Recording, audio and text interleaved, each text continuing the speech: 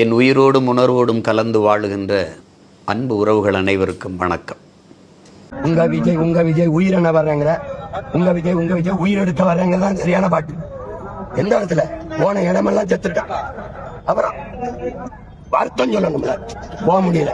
இப்ப அங்க போனா கூட்டம் வரும், ஆனா வளைகாப்புக்கு போக கூட்டம் வராது. கல்யாண வரவேற்பு போன கூட்டம் வராதா?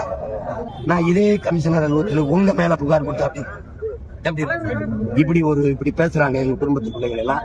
அவர் கட்சி அவர் கண்டிக்கல. இப்ப அவர் மேல இதுக்கு ஒரு வழக்க பதிவு பண்ணி விசாரிங்க, என்னன்னு கேட்டு நான் கூட கொடுக்கட்டுமா? நான் இதெல்லாம் சேர்த்து ஒரு புத்தகம் போடட்டுமா? எப்படி எழுதிருக்காங்க சமூகத்துக்கு காட்டலாமா? என் தங்கச்சி சங்கீதாவை ஐயா ஸ்டாலின் கட்டி குடிக்க மாதிரி படத்துக்கு கீழே அவருடைய ரசிகர்களா எனக்கே எல்லாரும் முன்னாள் உங்க கட்சியில உங்களுக்கு வரணும், உங்க கட்சியில இருக்க முதன்மையான இதெல்லாம் கண்டிச்சு ஒரு பொதுவான அறிக்கை இந்த மாதிரி எழுதுவது கண்ணியமற்ற பதிவுகளை தொடங்க பகிர்ங்க, இந்த மாதிரி செய்யக்கூடாது அப்படின்னு நீங்க ஒரு தடவை அறிக்கை விட்டுக்கிறார். இந்த தங்கச்சியை பேசும்போது அப்பெல்லாம் பேசுறது கண்ணியமற்றது.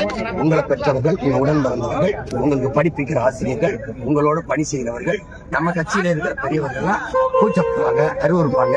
அதை செய்யாதீங்க. நீங்க ஒரு நேர்மையா அறிக்கை விட்டுருந்தீங்கன்னா இப்ப நீங்க பொன்ராஜ் மேல கமிஷனர் அலுவலகத்துல மனு கொடுக்க போனீங்கல்ல, புகார் அளிக்க போங்க, அதுக்கு தகுதியும் நேர்மையும் உங்களுக்கு இருந்தது. நீங்க எங்க குடும்பங்களை பேசும்போது, என் மனைவிய, என் தம்பி சிவகார்த்தியின் குடும்பத்துல அவன் மகளை, ஐயா அன்பு சகோதரர் அஜித் அவர்கள் குடும்பத்தை பிள்ளைகளை, இதையெல்லாம் பேசும்போது நீங்க எங்க இருந்தீங்க? எங்க இருந்தீங்க? அப்ப உங்க கட்சிக்காரங்க என் கட்சியில் இருக்க பிள்ளைகளை, மற்ற கட்சியில் இருக்க பெண் பிள்ளைகளை அவ்வளவு கேவலமா எழுதுறானே, வாய்க்கு சொல்ல முடியாத வார்த்தைகளை. நீ எல்லாத்தையும் சேர்த்து நான் எடுத்துக்கிட்டு மொத்தமா இவ்வளவு இருக்கும் எடுத்துக்கிட்டு நான் இதே கமிஷனர் அலுவலகத்தில் உங்க மேல புகார் கொடுத்தா இப்படி பேசுறாங்க எங்க குடும்பத்து பிள்ளைகள் எல்லாம். அவர் கட்சி அவர் கண்டிக்கல. இப்ப அவர் மேல இதுக்கு ஒரு வழக்க பதிவு பண்ணி விசாரிங்க, என்னன்னு கேட்டு நான் கூட கொடுக்கட்டுமா? நான் இதெல்லாம் சேர்த்து ஒரு புத்தகம் போடட்டுமா? எப்படி எழுதிருக்காங்க சமூகத்துக்கு காட்டலாமா? சொல்லுங்க. அதை நீங்க கண்டிச்சுட்டீங்கன்னா வச்சுக்க, இவர் பேயாம பேசுறாரு.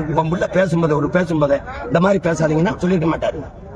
பொன்ராஜுக்கு கட்சி இல்ல, அரசியல் இல்ல, வாக்கு இல்ல, சமூக அக்கறை, அதுலதான் அவர் பேசுறாரு. உங்களுக்கு புரியுதா? அவருக்கு ஊடகத்துக்குள்ள இருக்கிறதுனால ஒரு மனிதனா சொல்லிட்டாரு. மத்தவன் மனசுக்குள்ள புரிஞ்சுக்கிட்டு இருப்பான்.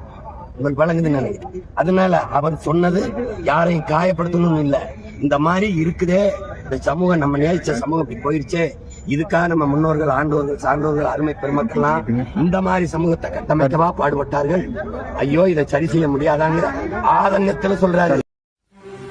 இந்து என்றேன், நான் இஸ்லாமியன் என்றேன். இல்லை இல்லை, நீ என் இனத்தான் என்றான். பள்ளன் என்றேன், நான் பறையன் என்றேன்.